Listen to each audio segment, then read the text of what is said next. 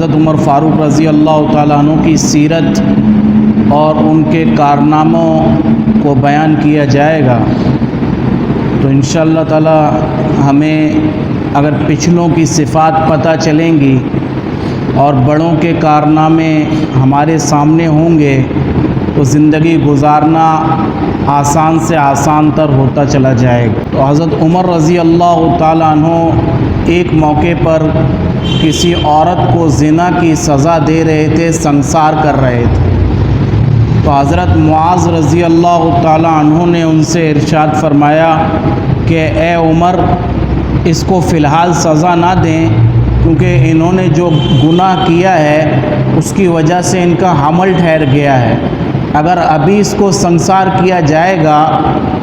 تو وہ بچہ بھی مر جائے گا۔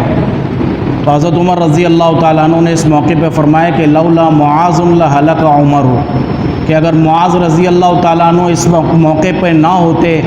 تو عمر رضی اللہ تعالیٰ عنہ ہلاک ہو جاتے، کہ وہ اتنا بڑا گناہ کر بیٹھتے کہ ایک معصوم جان کو بھی بغیر کسی وجہ کے جو ہے وہ قتل کر دیا جاتا، تو رک گئے۔ ایک اور موقع پر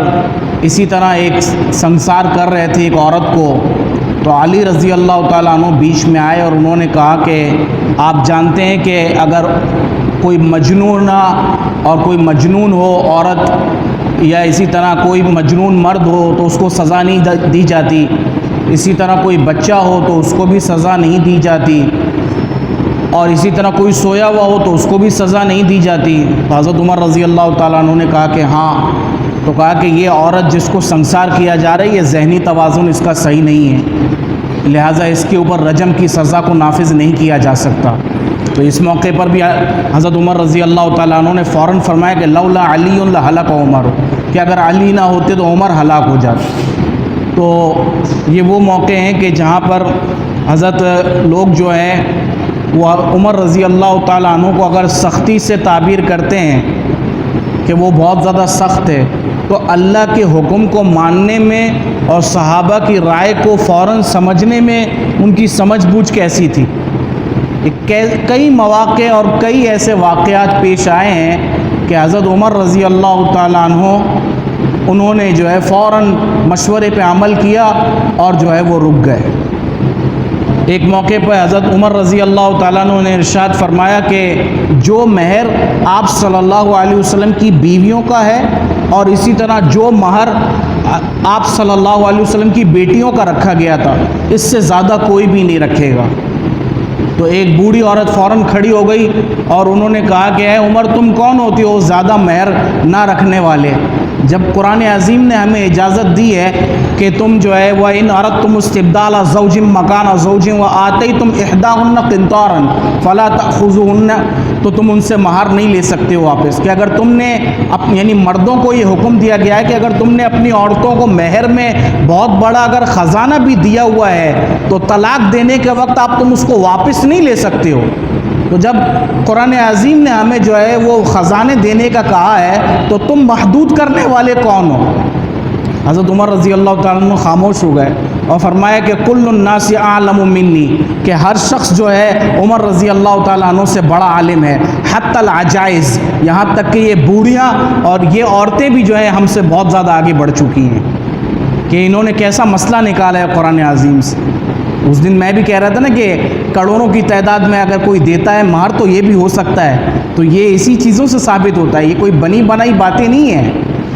کہ عورتوں کو اللہ تعالیٰ نے ایک بڑا مقام دیا ہے۔ تو حضرت عمر رضی اللہ تعالیٰ نے اس موقع فرمایا کہ کل الناس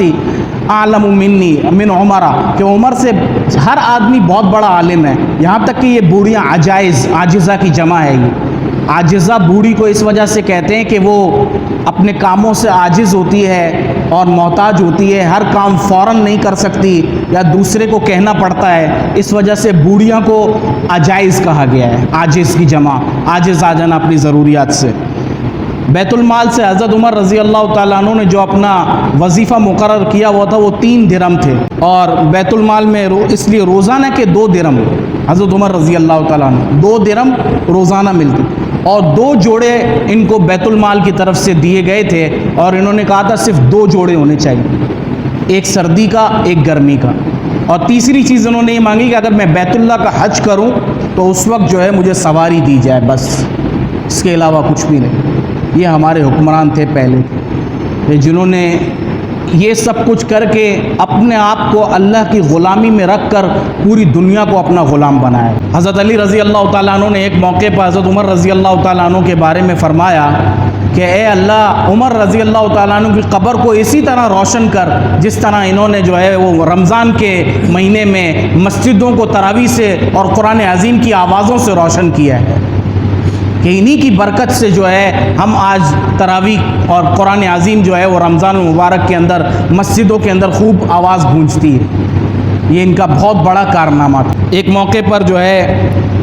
سلیمان بن ابی حسمہ فجر کی نماز میں نہ آ سکے، یہ فوراً انہوں نے نوٹ کر لیا۔ سب میں ایسا بھی ہوتا ہے نا، امام کو پتہ ہوتا ہے کہ کون نمازی آ رہا ہے اور کون نہیں آ رہا، نظر ہوتی ہے امام کی۔ تو فوراً ان کے گھر پہ گئے اور پوچھا کہ یہ سلیمان بن حسمہ آج فجر کی نماز میں آ نہ سکے۔ تو ان کی والدہ نے کہا کہ رات کو تہجد بہت زیادہ پڑھ لی تھی، اس وجہ سے تھک گئے تھے تو گھر میں ہی فجر پڑھ کر سو گئے۔ حضرت عمر رضی اللہ تعالیٰ عنہ نے کافی ناراضگی کا اظہار کیا کہ میں اس بات کو زیادہ پسند کرتا ہوں کہ آدمی رات بھر تہجد پڑھتا رہے اور فجر میں نہ آئے، یہ غلط ہے۔ فجر میں آ جائے اگرچہ رات کو تہجد کم پڑھ لے، جماعت کی نماز کا بہت زیادہ اہتمام کیا کرتے، اور پورا ایک تمام کے تمام جہاں جہاں انہوں نے گورنر مقرر کیے ہوئے تھے، وزراء مقرر کیے ہوئے تھے، وہاں انہوں نے یہ پیغام دیا ہوا تھا کہ میرے نزدیک سب سے زیادہ اہمیت کی چیز جو ہے وہ نماز ہے۔ آج ہمارے حکمرانوں کی زبان پر کہیں آپ نے سنا ہے کہ کسی نے نماز کی ترغیب دی ہو؟ آپ اپنی ایمانداری سے بتائیں، یا انہوں نے خود جو ہے 5 وقت کی پڑھ کے دکھائی ہو کہیں؟